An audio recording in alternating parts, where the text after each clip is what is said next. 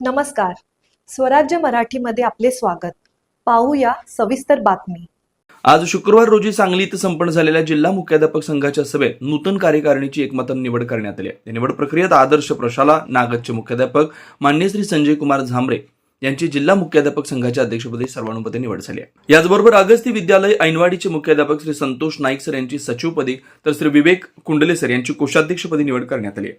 तसंच मुख्याध्यापक महामंडळाच्या संपादकपदी श्री भिवाजी पाटील सर यांची निवड करण्यात आली. यावेळी राज्य मुख्याध्यापक महामंडळाचे माजी उपाध्यक्ष श्री संभाजी पाटील सर, जिल्हा मुख्याध्यापक संघाचे विद्यमान उपाध्यक्ष श्री अरविंद कदम सर, श्री राजाराम घाडगे सर, श्री जीवन कांबळे सर, श्री संताजी घाडगे sir, Shri Hipparkar, D N. Patil sir, Rajkumar Basargi sir तसेच सांगली जिल्ह्यातील सर्व तालुक्यातील मुख्याध्यापक संघाचे अध्यक्ष व सभासद मोठ्या संख्येने या सभेत उपस्थित होते. निवडीनंतर सर्व नूतन पदाधिकाऱ्यांचा उत्स्फूर्त अभिनंदन व सत्कार करण्यात आला.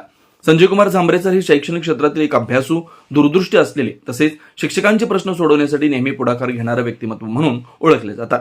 त्यांनी शालेय शिक्षणाच्या गुणवत्तेसाठी सतत विविध उपक्रम राबवलेले असून शिक्षकांच्या व्यावसायिक अडचणी सोडवण्यात महत्त्वपूर्ण भूमिका बजावली आहे. झांबरे सर हे महाराष्ट्र राज्य मुख्याध्यापक संघ व महामंडळाचे विद्यमान विद्या सचिव या नात्यानं राज्यस्तरीय शैक्षणिक चळवळीत सक्रिय आहेत.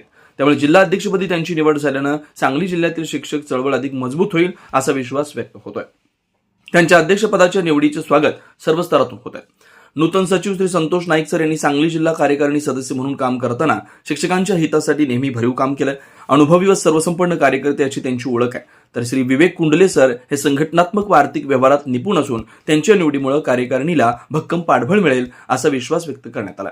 या निवडीनंतर सांगली जिल्ह्यातील सर्व मुख्याध्यापकांनी नव्या कार्यकारिणीचं मनपूर्वक अभिनंदन केलं.